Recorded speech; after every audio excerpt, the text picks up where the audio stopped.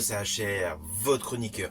Aujourd'hui, je vais vous parler du film fantastique surnaturel Troll numéro 2, disponible sur Netflix. Avant cela, n'oubliez pas, si vous n'êtes pas abonné, pensez à le faire. Pensez à la petite cloche pour les notifs. Mais surtout, pensez à vos commentaires. Let's go! Alors tout d'abord, fiche technique de ce film. Il a pour titre Troll numéro 2. Il fait suite au film Troll numéro 1 qui était sorti en 2022. Il est attaché au registre fantastique, dure approximativement 1h45 et il est réalisé par Roar Uthaug avec l'histoire suivante.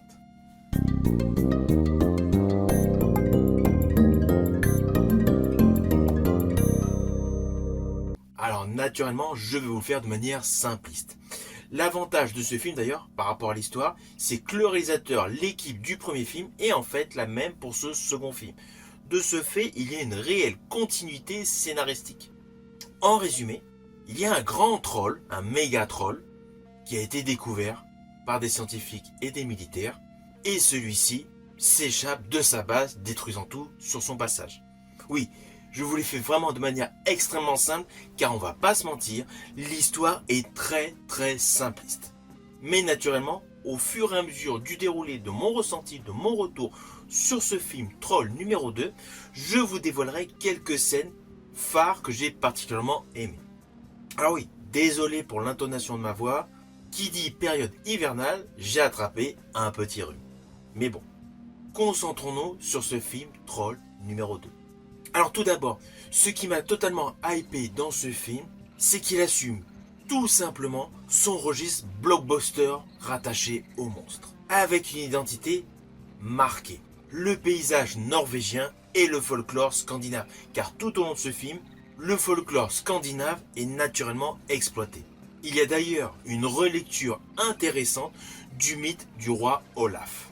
Quant à tout le reste de l'histoire, on va pas se mentir, là où beaucoup de suites sur Netflix sont, excusez-moi du terme, totalement ratées, on joue trop sur le reboot service, Troll numéro 2 fait réellement l'effort d'être cohérent.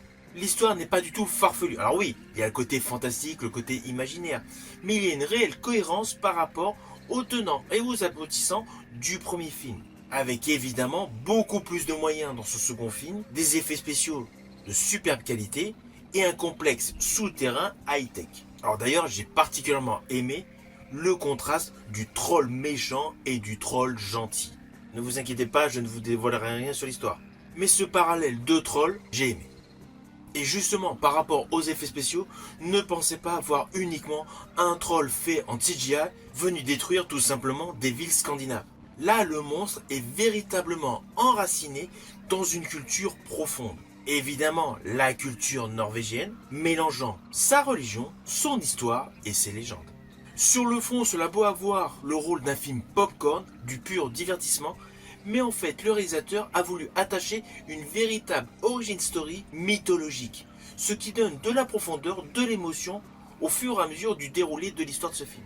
À cela s'ajoute une lisibilité totale des scènes d'action, énormément d'utilisation des plans verticaux, tout simplement pour nous présenter des fjords, des montagnes, sans oublier hélicoptères et cathédrales vers le final.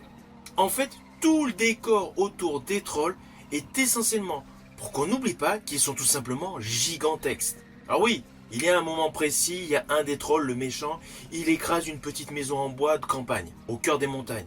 Là, il y a l'effet petite maison avec le troll. Mais implicitement, lorsque l'on regarde la vue panoramique, on le voit au milieu des montagnes. Il fait jeu égal avec les montagnes.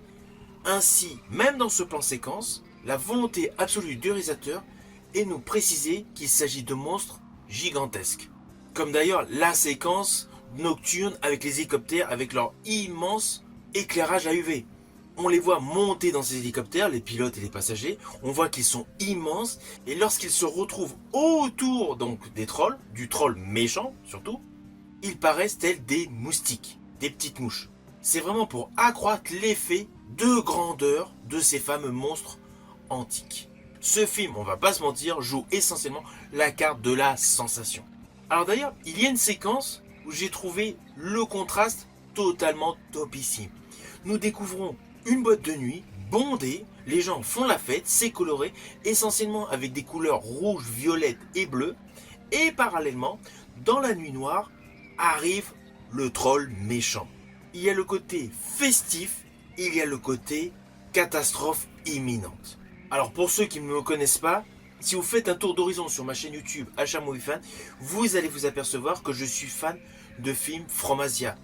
Implicitement, cela incorpore toute la saga des Godzilla. Et bien ce film Troll numéro 2 nous plonge littéralement dans le même style de film que les différents opus de la saga mythique asiatique Godzilla. Sans oublier, toujours par rapport à cette scène dans cette boîte de nuit, un petit clin d'œil qui m'a fait penser jadis au film Jurassic Park de Steven Spielberg, avec implicitement les verres pleins qui vibrent. On va pas se mentir, tous ceux qui découvrent cette scène, cette séquence dans un film, pensent immédiatement à Jurassic Park avec la fameuse arrivée du T-Rex. Et bien là, dans ce film, le troll est tel un véritable monstre. Comme dans les Godzilla, comme dans les Jurassic Park. Au jour d'aujourd'hui, on peut même dire les Jurassic World. Ainsi, dans ce film, il y a pas mal de contrastes qui font écho à plusieurs sagas. En ce qui me concerne, j'estime que c'est vraiment dans ce genre de moment que le film trouve sa personnalité. Il ne se contente pas uniquement de vous montrer, de vous présenter un monstre. D'un côté, il met en tension la vie quotidienne et de l'autre, la bouleverse avec un élément mythologique qui vient justement écraser cette vie quotidienne moderne. Alors toujours par rapport à ces similitudes aux différents opus de la saga des Godzilla, en fait Troll numéro 2 transpose la logique Godzilla dans le contexte norvégien. Godzilla implicitement en Asie représentait les traumatismes dus à Hiroshima et Nagasaki. Là dans ce film, on s'aperçoit qu'on est axé sur la conversion forcée. Tous les parallèles avec la religion sont là, jusqu'à même l'eau bénite. Car il ne faut pas oublier qu'en Scandinavie, jadis, la violence d'un pouvoir religieux a éradiqué une véritable forme de vie. Et d'ailleurs, toute la symbolique avec le combat final autour de la cathédrale met cela en exergue. La cathédrale domine toute la ville, domine toute la population, et pourtant le troll est là.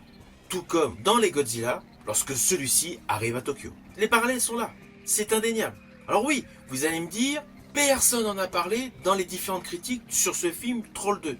Eh bien en fait, au vu des différents reportages sur ma chaîne YouTube, vous avez pu remarquer que je ne reste pas uniquement focus sur ce que l'on voit au premier coup d'œil. Je m'attache essentiellement à tous les messages subliminaux que les films dispensent tout simplement pour le public. À cela s'ajoute, vous l'avez largement remarqué, j'ai vu pléthore de films sur plusieurs décennies. De ce fait, j'ai une véritable culture cinématographique, ce qui peut d'ailleurs être pénible par rapport à certains films où je détecte tout de suite que ce sont des remakes. Mais bon, lorsque je vous parle d'un film, vous avez l'habitude que je vais beaucoup plus loin que le simple fait de vous dire le film est bien, le film est naze. Ce film, Troll numéro 2, a beau être sur le papier un film popcorn, en fait, il y a tout un côté émotionnel et spirituel qui s'en dégage. Comme jadis, la saga des films Godzilla. Dans ce film, Troll numéro 2, la cathédrale a simplement remplacé la Tokyo Tower, les fjords, tout simplement la baie, la pierre et la neige d'un côté, le béton et le métal de l'autre, et comme dans les Godzilla, on se retrouve avec un troll allié de l'humanité. Pour tous les passionnés de cinéma et tous ceux qui regardent vraiment pleinement chaque plan séquence, vous allez constater aisément cette ambiguïté que le réalisateur de Troll 2 a tout simplement mis en exergue. Alors cela n'empêche pas qu'il y ait un traitement scénaristique des personnages bien calibré, que ce soit le couple qui va avoir un enfant, que ce soit les traumatisés du premier opus et les nouveaux personnages. Tous les seconds rôles, les protagonistes importants dans cette histoire ont des lignes scénaristiques cohérentes. Alors c'est évident, ce film Troll numéro 2 n'est pas un ultime chef-d'œuvre du 7e art. Mais c'est un film très solide, convaincant, bien réalisé, et surtout il assure un véritable spectacle populaire, avec tout simplement assez de personnalité pour qu'on s'en souvienne.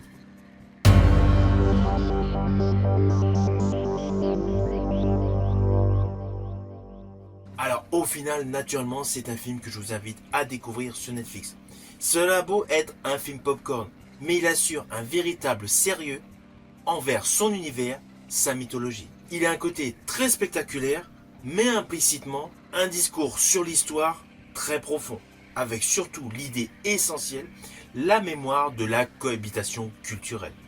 Si vous aimez les films tels Godzilla et les mythologies revisitées, ce film est tout simplement clairement pour vous. Je vous dis à bientôt pour une prochaine vidéo.